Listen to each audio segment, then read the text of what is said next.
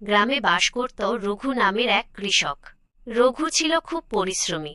মাঠে দিনরাত ঘাম ঝরাতো, গরু ছাগল পালন করত। তার ছোট একটা সংসার, স্ত্রী আর এক ছেলে। সংসার চালানোর মতো উপার্জন তার হতো ঠিকই, কিন্তু এক ভয়ঙ্কর জিনিস রঘুর স্বভাবকে ধীরে ধীরে গ্রাস করছিল। সেটা হলো অতিরিক্ত লোভ। আমি যদি একদিন বড়লোক হতে পারতাম, রাজার হালে থাকতে পারতাম। একদিন সে গিয়েছিল বনে কাঠ কাটতে।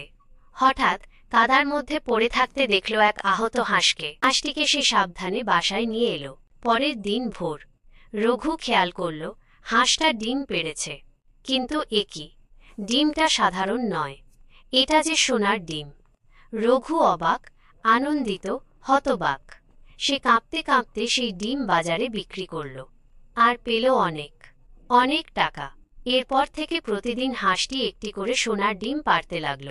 দিন দিন রঘুর সংসারে সুখ আসতে লাগল।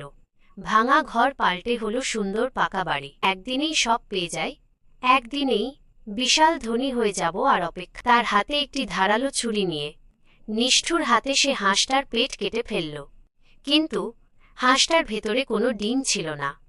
ফলাফল, নিষ্পাপ হাঁসটা মরে গেল, আর সোনার ডিম পাওয়ার সেই অলৌকিক পথটাও চিরদিনের মতো বন্ধ হয়ে গেল।